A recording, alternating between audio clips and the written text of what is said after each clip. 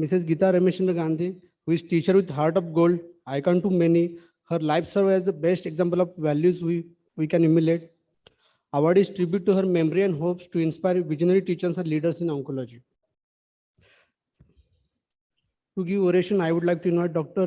T. Raja, who is Director of Medical Oncology, Apollo Hospital, Chennai. He is Head of DNB Medical Oncology Program, Apollo Hospital, Chennai. He is Adjunct Professor in Medical Oncology. He is Distinguished Clinical Tutor in Medical Oncology. He has more than 25 years of experience in the field of medical oncology and bone marrow transplant. So, I would like to hand over oration to Dr. T. Raja. Over to you, sir. Thank you so much. Kindly allow me to share my slides.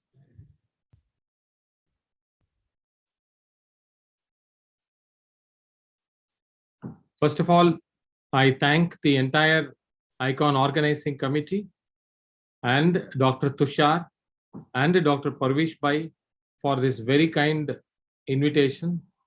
I'm deeply honored and humbled to be here with you to present this oration. The topic that I have chosen is data to practice, learnings with immunotherapy. I thought we will present our own experience and what we learned over the years with incorporating immunotherapy in our patients. In the year 1906, there was an article in New York Times on about Dr. William Coley. He was working on using erysipelas germs as a possible cure for cancer. He had used this concoction of toxins in about 400 plus patients, and out of which he said that 150 patients were sure cure.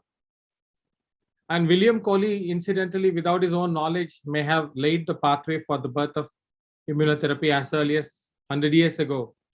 We all know that our immune system is blessed with T cells, and the T cells are capable of recognizing the neoantigens in the tumor cells and engaging them. And once they engage them and try to kill them, we get the tumor cell apoptosis and tumor cell death.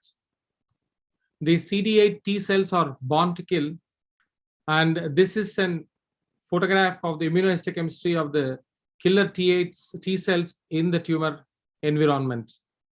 But we have been always wondering why these T cells were not able to kill all tumors as they arise in all patients. Then we learned that there are several other mechanisms that the tumor use to escape the T cells. The CD8 T cells were held in check with PD-L1 coupling with PD-1, and that led to the T cell exhaustion. And then we learned that we can uncouple and unleash the brakes, and which can once again turn this exhausted tumor infiltrating T cell into natural born killer T cells. And this was demonstrated in the early clinical trials and preclinical studies. And it was shown rapid tumor shrinkage in some patients, was clearly shown. And that's an evidence that these T cells can actually kill the tumor. And also what was observed in these early studies were that there were long-term responses of the treatment. And that was the proof for the evidence of T cell memory. Non-small cell lung cancer had been the poster child for immunotherapy, particularly the advanced disease non-small cell lung cancer. In the year 2015, there was approval for two important drugs, nivolumab in second-line post-chemotherapy and in pembrolizumab, second-line post-chemotherapy, but pembrolizumab with PD-L1 more than 1%. DCGI approved these immunocheckpoint inhibitors as follows: pembrolizumab and nivolumab in 2016, and atezolizumab and durvalumab much later, atezolizumab in 2019. We had a patient, Mr. MPJ, in 2016. He was a 66-year-old advanced non-small cell lung cancer squamous cell carcinoma. We treated him with paclitaxel carboplatin, and after 3 cycles, there was a predictable good response. But after 6 cycles down the line, he showed progression of disease. And this was the initial therapy and the initial response to paclitaxel carboplatin, but eventually the disease progressed. This is the primary site in the lung, and we can also see multiple liver nodules. So we started this patient on immunotherapy with single agent nivolumab in 2016 late, But at that time, PDL1 testing was not available in our institute, or at that time it was not available in many other places in India. But to our pleasant surprise, after 6 cycles of nivolumab, we saw very beautiful response both in the liver lesions and also in the primary side. That kind of convinced us that immunotherapy is an important armamentarium. We all know that the keynote 024 was presented in 2016 NEJM, which talked about the first line pembrolizumab, particularly in patients with PDL1 more than 50%. We had a patient in September 2017. This is a lady, 63-year-old non-smoker, adenocarcinoma, and she had EGFR and ALK mutation, RAS mutation, negative disease. And this is the primary site. And we can also see that, she had bone secondaries. By that time, in our institute, we had established the immunohistochemistry by the DACO system. And this was basically because one of my DNB Medonc student took up immune checkpoint inhibitors for his DNB thesis. This patient showed a TPS score of 95%. And so we thought we'll put this patient on single agent pembrolizumab. We started this patient on single agent pembrolizumab in October 2017. And after 4 cycles of immunotherapy in Jan 2018, you can see that there's a very impressive response. This is September 2017 pre-treatment image, and that's the after 4 doses, we can see there's an excellent response in the primary site. This is the pre-treatment and post-treatment images showing that there is an excellent response between September 2017 and Jan 2018. And even the bone lesions had shown excellent response as compared to the primary at presentation and post-response. There was a patient in 2017, very elderly man. He was age 99 when we first saw him in 2017. He had advanced non-small cell lung cancer. So we treated him with palliative radiation, SBRT and palliative radiation to the sites, and we kept him in follow-up. But he progressed in 2018. By the time he has already crossed his age 100. So at that time, we did not think that he was eligible for any other treatment. Fortunately, in 2017, there was this publication on the OAK dataset on atezolizumab versus docetaxel, and this appeared in Lancet in Jan 2017. So we thought, and the specialty about this OAK dataset was that it had a good proportion of patients who were elderly, above 65 years, and it also showed that atezolizumab can be efficacious in patients who have no PDL1 correlation, and single agent efficacy was shown. So we thought we'll offer this patient single agent atezolizumab, and this is in February 2018, and in just 3 months we can see that single agent atezolizumab excellent response, and this patient went on to have ongoing response for more than 1.5 years with single agent atezolizumab. But in 2019 he eventually progressed, and here is a man who is already 102 and has progressed on atezolizumab, which is a PDL1 inhibitors. And what choice do we have? Chemotherapy was certainly not an option. So at that time, we had already learned about the data of second-line doublet therapy with Nivo plus Ipi, wherein a PD-1 inhibitor and a CTLA-4/1 inhibition. We thought it's an excellent opportunity, and after discussion with many thought leaders, we thought that will be a good rescue for a patient who has been treated with a single agent IO, particularly with a PDL1 inhibitor, so that we can now offer PD-1 inhibition with CTLA-4 inhibition. So we put this patient on the doublet with Nivo-Ipi on April 2019, and this patient is already 102 years, as you can see. This is the pleural effusion, and these are the lung lesions. And in May 2019, you can see that the pleural effusion is completely disappeared. Just in 1 month time with the Ipi-Nivo, the pleural effusion has completely disappeared, and the lung lesions have also remarkably responded, and the patient clinically improved dramatically. And he went on to be in good remission for 2 years, and he crossed from 102 to 104, but we eventually lost him for disease progression in this year, 2021 April. Eventually, we learned that the Nivo-Ipi combination has moved into the first line, CheckMate 227, and this data was presented by Dr. Ramalingam in ASCO 2020. And this year in ASCO 2021, we have the long-term follow-up 4-year survival data for CheckMate 227, which showed that the median overall survival with the doublet in first line could be 17.1 months. And another important data set is Empower 150, which appeared in ESMO 2017. And this was a 4-drug combo, as we all know. And there was a patient in 2018, his name is Mr. AB, and he presented with advanced non-small cell lung cancer. We treated him with chemotherapy with good response. And after some time, he progressed and he went on to receive 2 to 3 lines of chemotherapy. But then he progressed. He was still in a good general condition, and he did not have any driver mutation. So we thought that this patient has crossed 2 to 3 lines, and maybe I know he's in a good GC. We can offer him the 4-drug combo. So we put him on this 4-drug combo with ABCP in September 2020. And again, to our pleasant surprise, you can see that even after 3 lines in the 4th line, ABCP showed an excellent response. This is the primary site, and even the pleural effusion, everything has responded well.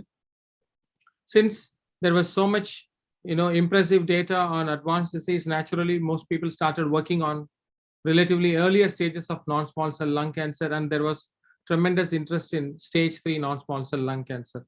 As we all know, the PACIFIC data was presented in ESMO 2017 and NEJM 2018, which talked about consolidation durvalumab after concurrent CTRT for locally advanced disease. And this is a patient we had in 2019, T3N2 inoperable. We offered him CTRT, and he showed a very useful partial response, 40% response at the end of CTRT.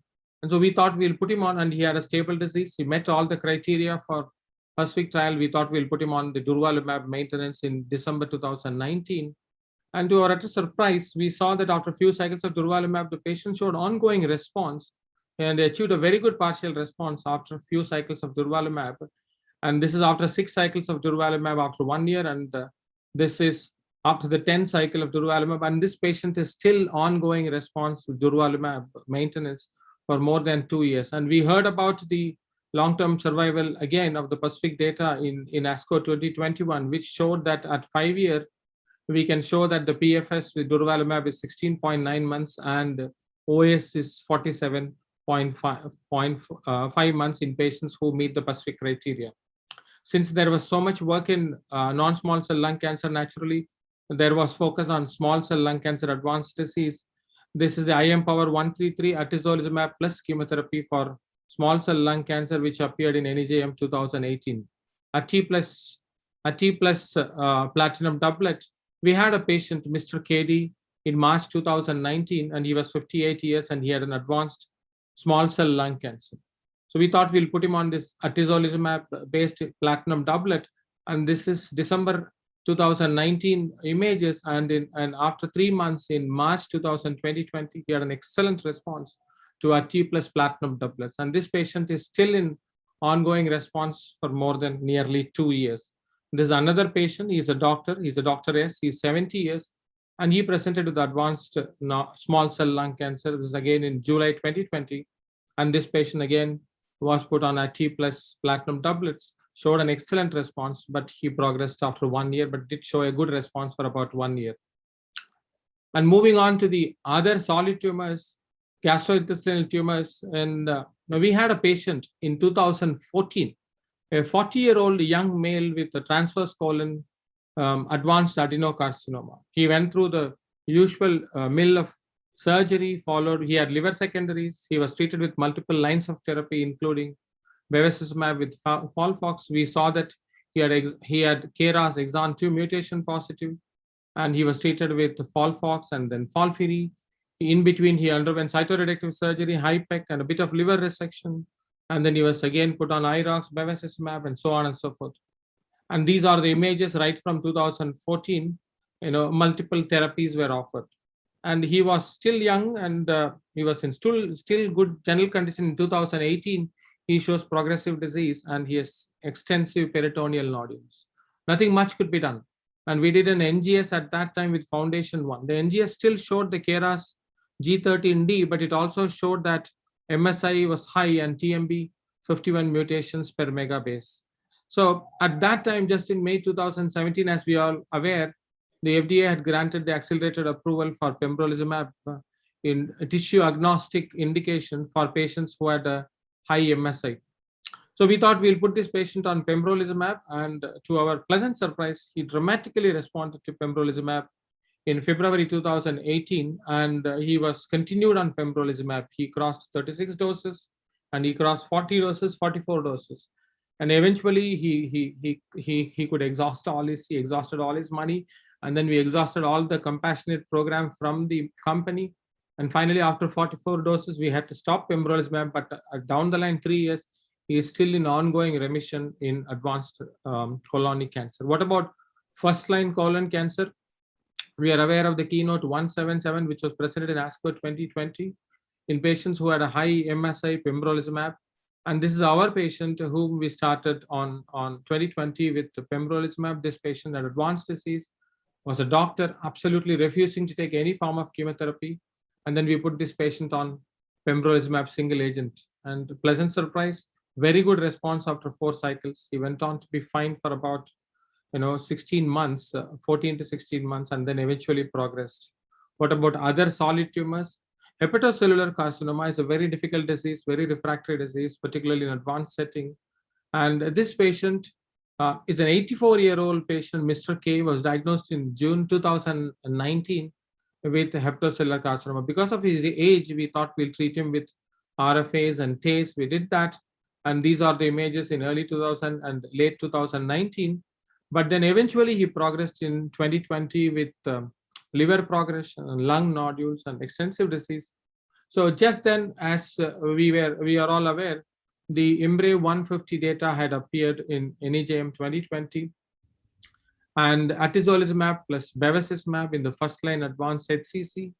And this patient, we thought, could meet the criteria of IMBRAVE 150. We did the endoscopy, made sure that his varices were not there, were in control. We put them on Atibev. This is May 2020 picture, and this is September 2020 picture. Excellent response to atezolizumab plus bevacizumab. And this patient is now 85, 86 years, still on Atibev combination. There are other very good indications for immunotherapy, recurrent and metastatic head and neck cancer. We are all aware of the keynote 048 that was presented in ESMO 2018. And this patient presented to us with an advanced and recurrent head and neck cancer in April 2019. And this patient was treated with pembrolizumab-based chemotherapy. And these are the images in June 2019, again showing an excellent response in the primary site and also in the lung site. And lung site has completely disappeared after pembrolizumab-based chemotherapy. And kidney cancer also are important indications for immunotherapy, as we are all aware. And this patient came to us as early as 2015, Mr. HSJ, and he was treated with 2 lines of TKI. And in 2017, he happened to be a doctor. In 2017, he progressed. And at that time, looking at the data of salvage with nivolumab, we offered him single agent nivolumab. And you can see that this is April 2017, and this is July 2017, again, showing an excellent response with single agent nivolumab. And this is 1 year later, complete metabolic response with single agent nivolumab. And this is 2 years later, complete metabolic response. And now he has crossed 3 years with ongoing complete metabolic response with nivolumab single agent therapy. Then we learned that it's a very useful idea to combine VEGF TKIs with immune checkpoint inhibitors, because it can be synergistic, and also it can avert early progresses in some of the patients. And so we know that it is very useful in the setting of renal cell carcinomas and in other settings like carcinoma cervix, carcinoma endometrium. These are some exciting data which are very recently published. And this is our patient with Mr. D, who had a first line renal cell carcinoma, advanced metastatic disease. We put him on pembrolizumab and axitinib, excellent response, and he is still in ongoing response for more than a year. And after this, we are very convinced about this combo, and we have more than a dozen patients on this pembro-axitinib in the first line RCC. This is a patient who had an advanced CA endometrium after a couple of lines of chemotherapy. Based on the last year ASCO's presentation, we put this patient on pembro-lenvatinib, and you can see an excellent response with pembro-lenvatinib both in the primary site and also in the advanced site, and the patient is still doing well. There are some other interesting diseases which are known to be very refractory with conventional approach. There's a Merkel cell carcinoma, and this patient on routine doublet kind of chemotherapy had progression, And then, looking at some data set review of literature, we thought we'll put this patient on atezolizumab, single agent atezolizumab. Look at the response with single agent atezolizumab, both in the primary site and also in the metastatic site. Excellent response with single agent after 8 doses of atezolizumab.